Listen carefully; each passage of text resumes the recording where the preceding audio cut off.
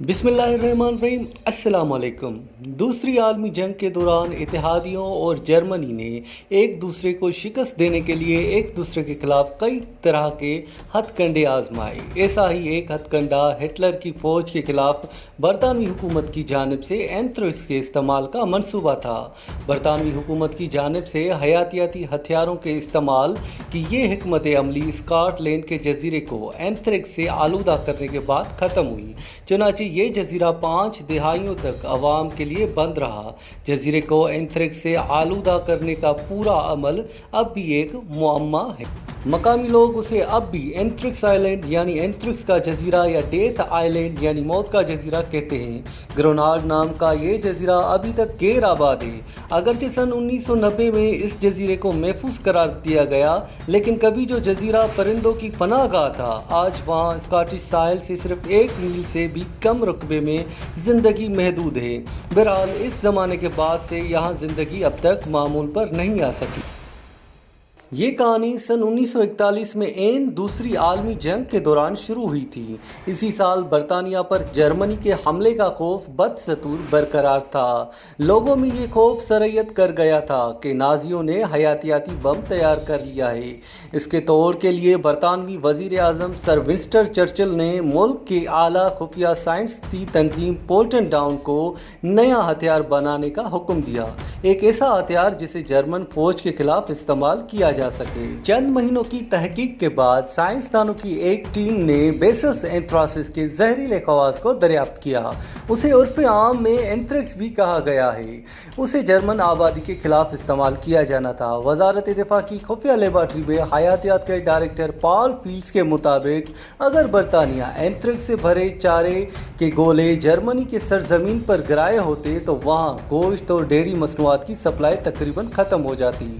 उनके मुताबिक इस बड़े पैमाने पर एंथ्रेक्स की वजह से बीमारी फैल जाती और लोगों में खौफ व हिरास फैल जाता।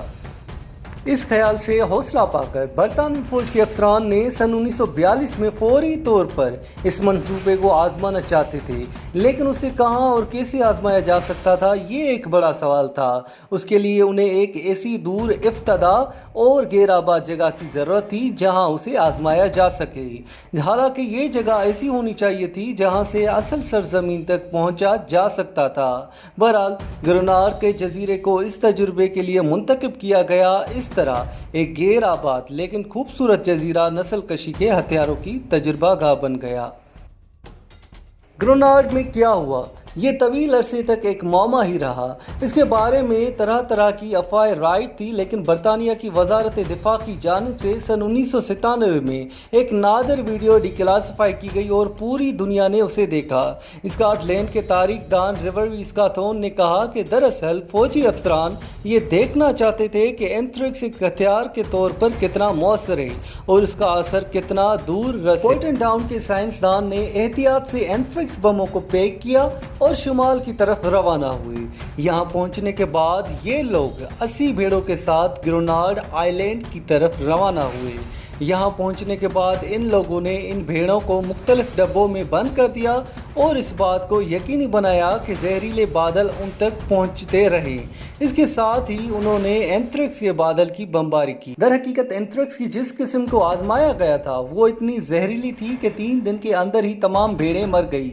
इसमें एक ऐनी शाहिद ने वहाँ का मंजर कुछ यूँ बयान किया कि मैं ज़मीन के ऊपर से उड़ते बादलों को एक कतार में बंधी हुई भेड़ों तक पहुँचते हुए देख सकता था।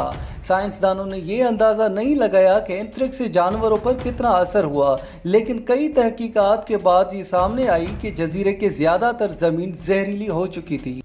ये जहर स्कॉटिश साहिल के कुछ इलाकों में भी फैल गया। इस तजुर्बे के बाद 30 से 50 भेड़ें, 7 गाय, 2 घोड़े और 3 बिल्लियां भी मारी गई। हालांकि हुकूमत ने इसे छुपाने की कोशिश की। 1944 में हुकूमत ने इस जजीरे को मुकम्मल तौर पर बंद कर दिया और वहां जाने पर पाबंदी लगा दी। इस तजुर्बे के 24 साल بعد تک کوئی وہاں نہیں گیا۔ اس طرح اینتھریکس کی سب سے زیادہ زہریلی قسم کے استعمال کے نتیجے میں گریناڈ دنیا کا سب سے زہریلا مقام بن گیا اور اسے طویل عرصے تک سختی کے ساتھ علیحدہ یعنی دنیا کی پہنچ سے دور رکھا گیا۔ لوگوں کو معلوم تھا کہ گریناڈ آئی لینڈ کو زہر آلود کر دیا گیا ہے، لیکن میڈیا میں اس کی اطلاع نہیں دی گئی تھی۔ سن 1971 میں جب اس کی تحقیقات کی گئی تو حکام نے بتایا کہ اس زہر کو نکالنے میں کافی خرچ آئے گا، حالانکہ اس جزیرے کو صاف کرنے کے لیے اتنا دباؤ بھی نہیں تھا۔ لیکن سن 1981 تک سب بدل گیا۔ اس وقت ایک زیر زمین سیل جو خود کو ڈارک ہارویسٹ کمانڈوز کہتا تھا، وہ وہاں کی زہریلی مٹی کو پورٹن ڈاؤن میں لے آیا۔ اس سیل نے اخبارات کو لکھے گئے ایک خط میں کہا کہ ان کے پاس 136 کلو مٹی ہے جسے دوسرے اہداف تک بھیجا جانا ہے۔ سائنسدانوں نے اس مٹی کا معائنہ کیا اور تصدیق کی کہ اس میں اینتھریکس موجود ہے اور یہ اسکاٹش جزائر سے آئی ہے۔ اس گروپ کا مطالبہ بہت واضح تھا کہ گریناڈ کو صاف کیا جائے۔ اسکاتھون نے کہا کہ وہ بتانا چاہتے تھے کہ برطانوی حکومت نے اسکاٹ لینڈ کی سرزمین کو اینتھریکس سے متاثر کیا ہے۔ یہ لوگ 20ویں صدی کے سب سے بڑے راز سے پردہ اٹھانا چاہتے تھے۔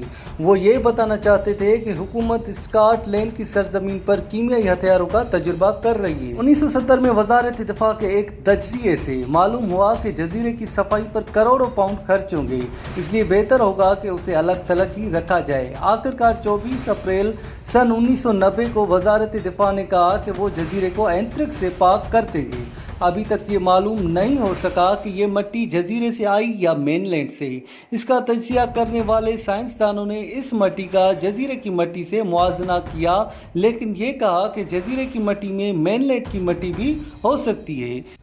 اسکاتھون کا کہنا ہے کہ اس سلسلے میں کیے گئے ڈارک ہارویسٹ آپریشن کے آخری بیان میں کہا گیا تھا کہ یہ مٹی خشک زمین سے لی گئی تھی، لیکن ہمیں اس کا درست علم نہیں۔ ہم ان کی باتوں پر یقین کر سکتے ہیں اور نہیں بھی۔ ان کے مطابق اگر مٹی خشک سرزمین سے لی گئی تھی تو اس کا مطلب یہ ہے کہ مین لینڈ بھی اینتھریکس سے آلودہ ہو چکی ہے۔ بات چاہے کچھ بھی ہو، لیکن یہ غیر آباد جزیرہ برسوں تک اس تباہی کی یاد دہانی کرتا رہے گا کہ کیمیائی اور حیاتیاتی ہتھیار کیسے تباہی لا سکتے ہیں۔ دوستو، یہ تھی آج کی ویڈیو۔ پلیز سبسکرائب کریں اور شیئر کریں۔ Thank you so much.